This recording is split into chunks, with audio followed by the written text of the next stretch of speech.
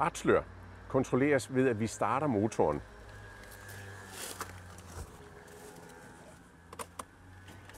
Når motoren er startet, så skal vi have rettet hjulene lige ud. Det er der, vi kører oftest, og det vil være der, de er mest slidte.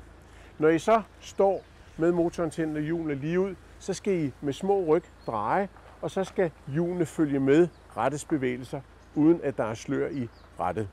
Vi har så en udfordring, fordi hjul i dag er selvstændigt ophængt, og det betyder, at vi skal over og kontrollere det hjul over i højre side.